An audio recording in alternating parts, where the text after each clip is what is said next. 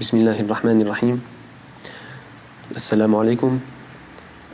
Before I begin today's video, I would just like to say that I'm not trying to defend any specific company in saying what I'm about to say.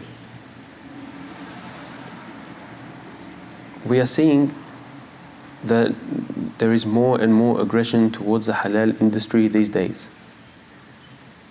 And I would just like to address a few things regarding this aggression.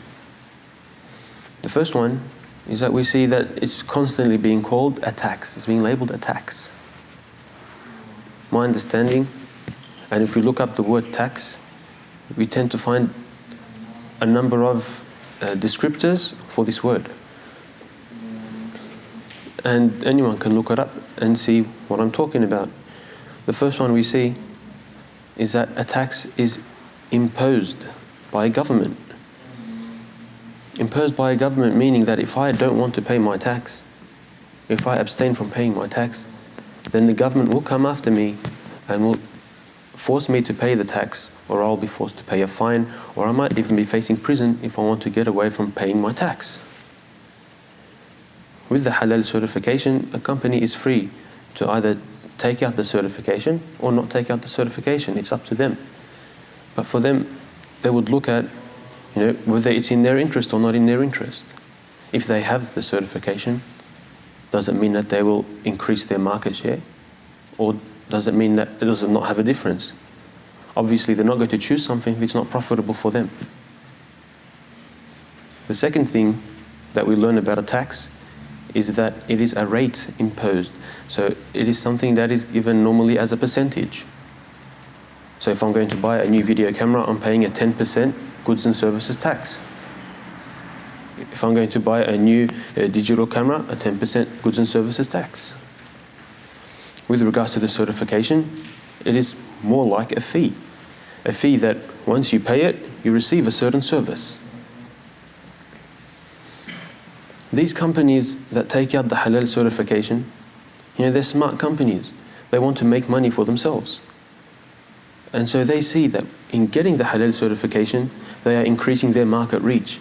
They are going out and more people would be likely to purchase this product because it has the certification. In their domestic market, the Muslims in the country, let's look at Australia. There are maybe 500,000 Muslims in Australia.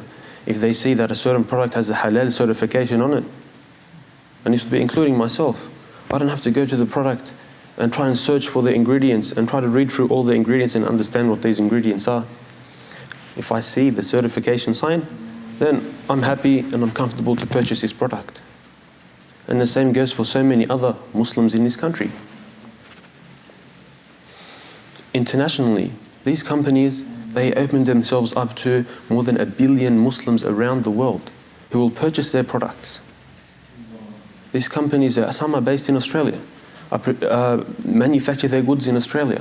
They'll be exporting their goods to other countries who will gladly purchase these goods because they're comfortable with these goods being halal.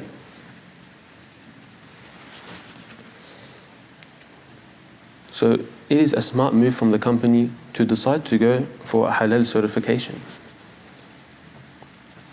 That is the first point that I want to make, that people are labeling the halal certification as a tax.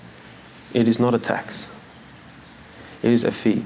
And it most likely would come out of the marketing budget of a company. If I was selling brooms, and I had a significant client base, I was selling maybe 4,000 brooms a year, but I wanted to increase my market share. I wanted to reach, let's say, stay-at-home parents that I don't believe are buying enough of my brooms. So I would invest, I would put money into advertising so that I could produce advertisements during daytime television where stay-at-home parents might purchase my goods. I wouldn't imagine that someone's going to come up to me as a seller of brooms and say to me, look, I'm not going to benefit from this daytime advertising. I don't feel like I should have to pay for this advertising. No, we understand that the company, my company, I have a marketing budget that I use to try and increase my market reach. That's the first point.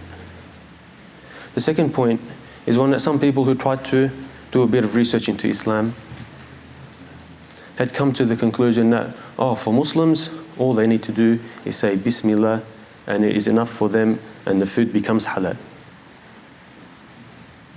I'm speaking to you as someone who has studied Islam extensively, that this point here, this is only the case if a person has nothing else to eat, they are going to starve, and the only thing available to them is haram, then for them, they can say Bismillah and they can eat.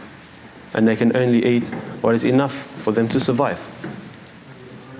Otherwise, there are certain conditions upon a certain food, upon a certain product, that the product must meet before it is halal.